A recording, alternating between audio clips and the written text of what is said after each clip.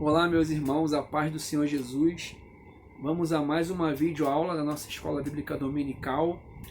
Essas videoaulas que nós estamos fazendo, a gente está saindo um pouquinho da revista das lições bíblicas, né, da CPAD, e estamos trazendo assuntos avulsos, assuntos polêmicos, assuntos interessantes, assuntos que nos trazem a reflexão, ao pensamento, até a gente poder estar voltando às nossas aulas presenciais. E a gente está voltando a usar a revista das lições bíblicas da CPAD. E eu estava orando ao Senhor e nesse domingo a gente vai falar de um assunto um pouco polêmico, um assunto um pouco polêmico mesmo, né? A questão da mentira. É pecado mentir? O cristão, ele pode mentir?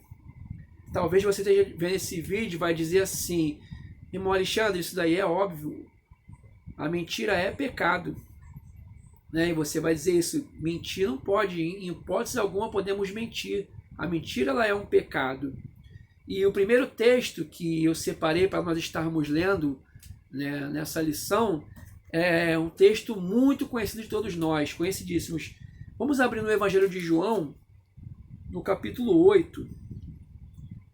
Evangelho de João, capítulo 8. João capítulo 8, o versículo 44. João capítulo 8, versículo 44, que vai dizer assim: Vós tendes por pai ao diabo, e quereis satisfazer os desejos de vosso pai. Ele foi homicida desde o princípio e não se firmou na verdade, porque não há verdade nele. Quando ele profere mentira, fala do que é próprio, porque é mentiroso e pai da mentira. Olha só quem é o pai da mentira, é o diabo. Né? O diabo não criou nada, mas ele era da paternidade da mentira. O diabo, ele é o pai da mentira. Então por aí a gente já vê que a mentira, ela é um pecado. Né? Quando você mente, você está pecando. Quando você profere uma mentira, você não está agradando ao Senhor. Né? Deus não quer que nós sejamos mentirosos, né? De maneira alguma. A palavra de Deus diz que a palavra de Deus ela é a verdade. Jesus Cristo diz que ele é a verdade. Diz que nós temos que andar na verdade. Devemos andar na luz. Nós temos que ser pessoas que falemos sempre a verdade. Temos que ser sempre sinceros. A palavra sincero, ela vem do grego, que eles usavam máscaras de cera nos teatros e em algum momento eles ficavam sem a máscara, sem a cera, ou seja, sincero, sem cera, sem máscaras. Ou seja, nós temos que ser pessoas autênticas, temos que ser íntegros, temos que ser a mesma pessoa no trabalho, na escola, na faculdade, na igreja, em casa. Temos que ser íntegros, temos que ter integridade. Ou seja, a mentira, ela é um pecado, segundo a Bíblia. A gente leu aqui em João 8,44 que o diabo, ele é o pai da mentira. Mas aí a gente vai discorrer alguns textos aqui e vamos começar a pensar, porque a escola bíblica ela tem que nos levar a pensar. A filosofia ela é a arte de pensar. Nós temos que pensar. A gente não pode ouvir tudo que é pregado ou falado ou ensinado e trazer como uma verdade absoluta. A gente tem que pensar, né, em tudo que se fala. Porque se fala muita bobagem, muita besteira, tem muitos pregadores aí eloquentes ensinando coisas assim terríveis, né? Esses dias mesmo eu vi uma pregação em que o pregador, que eu gostava muito dele, que ele é até um judeu, ele estava falando que Jesus, a mãe de Jesus não, perdão, a mãe de Davi. A mãe de Davi era uma prostituta, porque lá no Salmo Davi diz que foi gerada iniquidade, iniquidade me gerou a minha mãe. A Bíblia fala que a mãe de Davi era uma serva do Senhor. Lá no Salmo 89:17, fala assim: tem piedade de mim, filho da tua serva. Ou seja, a mãe de Davi era uma serva do Senhor. E aí o pregador fala que ela era uma prostituta porque em pecado eu fui gerado, em pecado me gerou minha mãe. Aquele pecado ali que fala é o pecado da depravação total. É o pecado no qual o homem nasceu. Nós nascemos com pecado de Adão e de Eva. O DNA do pecado está em nós. E nascemos no pecado. Então, assim, cuidado com pregadores, com pessoas midiáticas, pessoas da mídia que às vezes eles falam coisas que não, a Bíblia não diz isso. Então, ore ao Senhor, peça ao Espírito Santo entendimento e leia a Bíblia, porque a Bíblia tem resposta para tudo. Mas falando sobre isso, eu fiz a anotação aqui de alguns versículos sobre a mentira. Vamos abrir em primeiro livro de Samuel 16. Primeiro livro de Samuel, capítulo 16. Lá no iniciozinho, primeiro Samuel. Primeiro porque é livro, tá? Não é carta. Se fosse carta seria a primeira. Como é livro, é primeiro livro de Samuel, capítulo 16. Nós vamos ler do 1 ao 5. 1 Samuel 16, do 1 ao 5.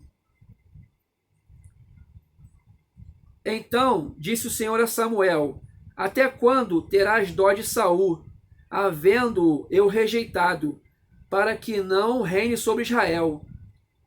Enche o teu vaso de azeite e vem, enviar-te-ei a Jessé, o belamita, porque dentre os seus filhos me tenho provido de um rei. Porém disse Samuel: como irei eu? Pois ouvindo Saul me matará. Então disse o Senhor: toma uma bezerra das vacas em tuas mãos e dize: vim para sacrificar ao Senhor. E convidarás a Jessé ao sacrifício.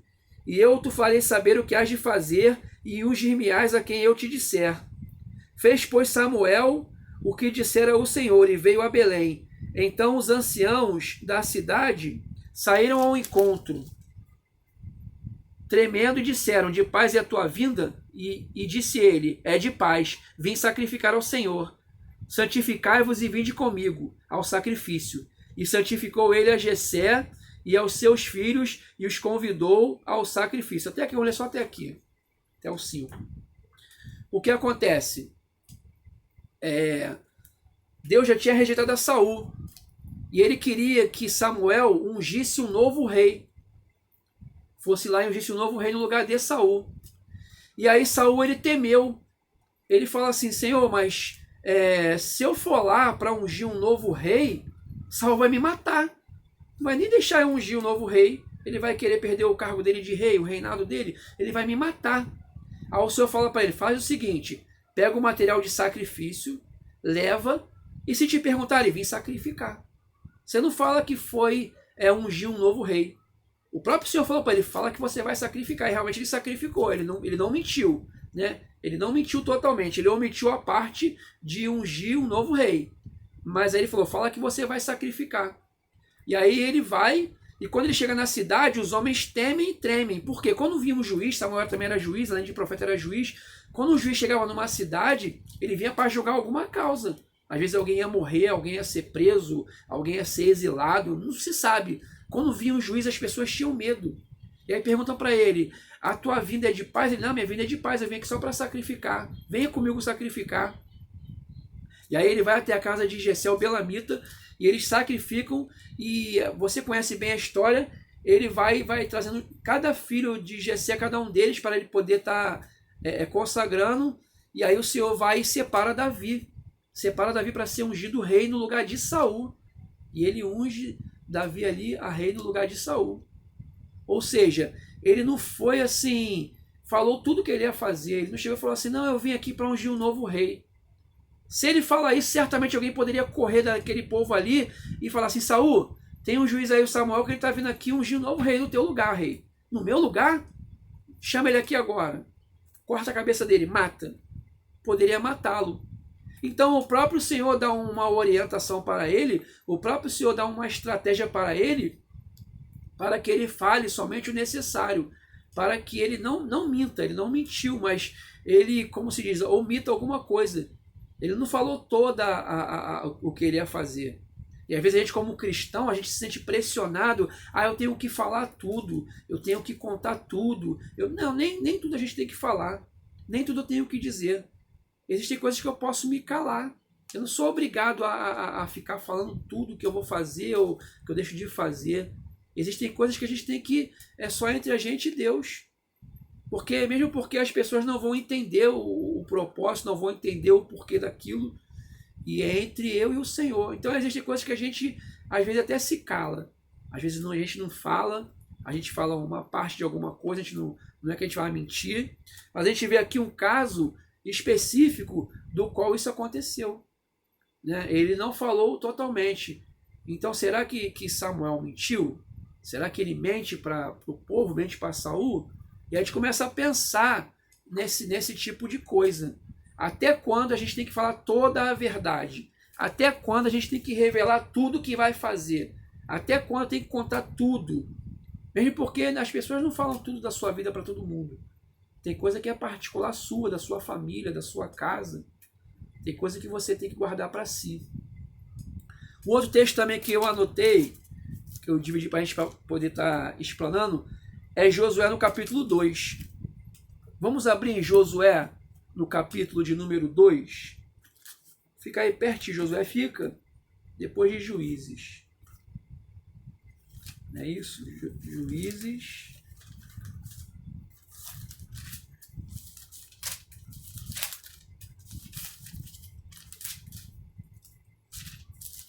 Ou melhor dizendo, Josué fica antes. Josué fica depois de Deuteronômio. Vamos abrir em Josué no capítulo 2. Josué no capítulo 2. Vamos lendo até a gente ver que... Josué capítulo 2. E enviou Josué, filho de Num, 2 homens desde a Sitim a espiar secretamente, dizendo: andai e observai a terra e a Jericó.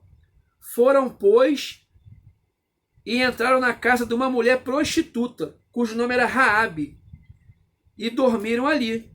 Então deu-se notícia ao rei de Jericó, dizendo: eis que esta noite vieram aqui uns homens dos filhos de Israel para espiar a terra.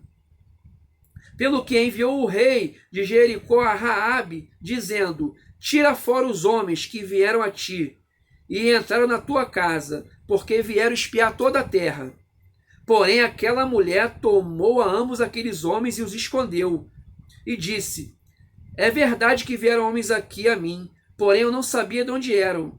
E aconteceu que, havendo-se de fechar a porta, sendo já escuro, aqueles homens saíram. Não sei para onde aqueles homens se foram. Ide após eles depressa, porque vós os alcançareis. Porém, ela os tinha feito subir ao telhado, e os tinha escondido entre as canas do linho, que pusera em ordem sobre o telhado. E foram-se aqueles homens após deles pelo caminho do Jordão, até os vaus, e fechou-se a porta, e havendo saído os que iam após eles. E antes que eles dormissem, ela subiu a eles sobre o telhado, e disse aos homens: bem sei que o Senhor vos deu esta terra, e que o pavor de vós caiu sobre nós, e que todos os moradores da terra estão desmaiados diante de vós, porque temos ouvido que o Senhor secou as águas do Mar Vermelho diante de vós, quando saíres do Egito, e o que fizeste aos 2 reis dos amorreus, a Sion e a Og, que estavam além do Jordão, os quais destruístes. Ouvindo isso, desmaiou o nosso coração, e em ninguém mais há ânimo algum, por causa da vossa perseverança, porque o Senhor vosso Deus é Deus em cima nos céus e embaixo na terra. Vamos lá. Aqui é a passagem conhecidíssima de Raabe. Você conhece muito bem essa passagem, em que os espias de Israel foram a espiar a terra. E o rei de Jericó já sabia que tinham homens que iam espiar a terra, sabia que tinham espiões ali que queriam ver a terra para tomar aquela terra. E aqueles homens, eles entram na casa de Raabe, a prostituta. E aí talvez alguém, não sei, algum vizinho, alguma pessoa avistou aqueles homens entrando e correu até o rei e contou: olha, tem uns homens lá, uns espias de Israel que estão lá na casa da prostituta Raabe. E o rei vai lá mandar homens àquele lugar para que mande entregar aqueles homens para serem mortos, para serem presos, eu não sei bem. E o que acontece? Raabe fala assim: olha, realmente esses homens eles vieram aqui, mas eu não sabia nem quem era. Foram alguns homens que vieram aqui, não sei quem foram esses homens. E tá vendo essa porta aí? A porta abriu e eles saíram por essa porta. Vai correndo nessa porta aí, vai atrás, que de repente vocês vão pegar eles ainda. E aqueles homens correram. Quando correu, ela fechou a porta, ela subiu até o telhado, ela escondeu eles no forro do telhado e falou para eles: olha só, nós, como ouvimos falar de vocês, do teu Deus, nós ficamos como que desmaiados, ficamos tremendo de medo. que o teu Deus abriu o mar vermelho, as maravilhas que o teu Deus fez. Então, conserva a minha casa e a casa de meu pai, dos meus irmãos. E o que acontece? Aquela mulher, ela mentiu para aqueles soldados que iam matar os homens, ela mentiu, falou que eles não estavam lá, eles estavam lá, ela mente, e aí eles fazem um acordo com ela, falam assim, olha só, você coloca um fio escarlata na janela da tua casa. E alguns falam que o escarlata simboliza o sangue de Jesus. Fala, coloca um fio escarlata na janela da sua casa. E haverá que quando viemos destruir a cidade, a sua casa não será destruída. A sua casa permanecerá. E realmente a casa dela permaneceu. Não foi destruída nem ela, nem a família dela. Aí talvez alguém diga assim, mas irmão Alexandre, isso daí foi um acordo que os homens fizeram com ela. Isso não foi uma aprovação de Deus. Os homens fizeram um acordo com Raabe para que ela colocasse aquele fio escarlata e não destruísse porque ela ajudou a eles. Até aí tudo bem, concordo que foram os homens que fizeram o acordo. Mas a gente entende que Deus abençoou a Raabe porque ela creu no Deus dos céus. Então não morreu ela, não morreu a sua família, o seu pai, os seus irmãos, todos aqueles que ela pediu que ficassem ali, eles permaneceram vivos, não morreram, porque Deus não permitiu que ela morresse. E fez mais. Quando você vai para a genealogia, você vê que Raabe, eu não sei se é trisavó, tetravó, não sei. Eu sei que ela é da linhagem de Davi. Ela faz aquela genealogia da linhagem de Davi, a qual é a linhagem de quem? De Jesus. A qual é a linhagem de Jesus? E eu quero abrir um parênteses aqui nessa aula, falar o seguinte, eu já ouvi pessoas dizendo assim, eu não leio genealogia é muito chato. Gente, genealogia é Bíblia. Você encontra coisas na genealogia fantásticas. Esse é um exemplo claro. A gente sabe que Deus aprovou a conduta de Raabe, que Deus abençoou a Raabe, porque ela entrou para a genealogia de Davi, que é a genealogia de Jesus. Ela entrou para essa genealogia, ou seja, Deus fez com que ela participasse dessa família de Jesus. Deus a abençoou. Genealogia é uma coisa muito rica. A gente só sabe que Jabes ele foi nascido de dores e ele orou e na sua oração ele foi mais excelente do que todos os seus irmãos por causa da genealogia. Sabe? Eu já vi pessoas falando falácias, eu não leio genealogia não. No outro dia eu vi um desses coaches falando assim, já li a Bíblia toda de capa a capa. E a Bíblia não é a palavra de Deus. Ainda falou assim, a Bíblia não é a palavra de Deus. Aí depois ele mente que ele falou que leu a Bíblia toda, depois ele fala assim mais à frente, agora a genealogia eu pulei, eu não li genealogia. Ele leu a Bíblia de capa a capa, mas não leu genealogia. Ou seja, ele mentiu que leu a Bíblia de capa a capa, né? E detalhe, a genealogia ele perdeu muita coisa. Aí ele ainda fala em tom de deboche. Eu já ouvi alguém falando assim, se você ler a genealogia de coração aberto, você pode ser salvo. E começa a rir, debochando. A genealogia é a palavra de Deus. Quando você lê a genealogia, se você lê que Jabes, ele foi nascido de dores, e ele orou ao Senhor, ou seja, orou ao Deus dos céus, e ele foi o mais excelente dos seus irmãos, você vai entender que Deus é poderoso, que Deus muda a tua situação, que você pode orar e Deus pode agir na tua causa. E dali a pessoa pode começar a entender que a palavra de Deus ela é poderosa, sim. Toda a palavra de Deus ela é poderosa. Ou seja, genealogia é importante. E a gente vê aqui, voltando para Raabe e para a mentira, que ela falou uma mentira. E essa mentira acabou que salvou a vida daqueles espias. Eles iam ser mortos. Eles iam ser enforcados ou cortar a cabeça. Eu não sei o que iam fazer com eles. Mas eles certamente seriam mortos pelo aquele rei. E foi poupada a vida deles.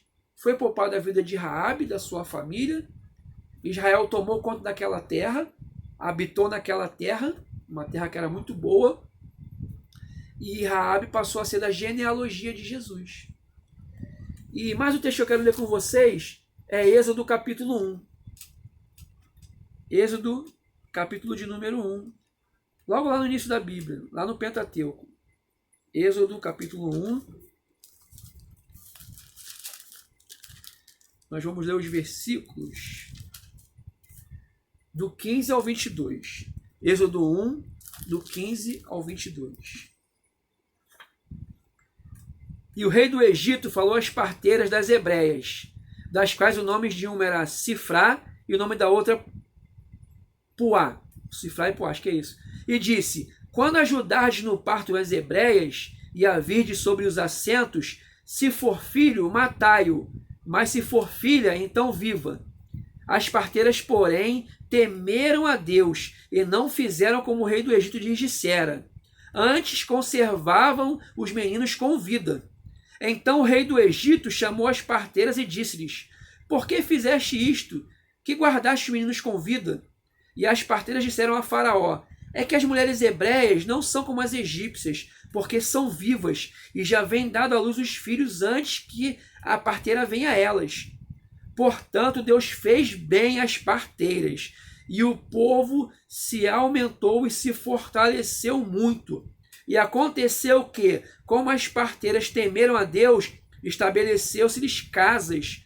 Então ordenou Faraó a todo o seu povo, dizendo: a todos os filhos que nascerem lançareis no rio, mas a todas as filhas guardareis com vida. Olha só, essa passagem aqui para a gente poder se situar. Esse Faraó aqui, ele não conheceu José.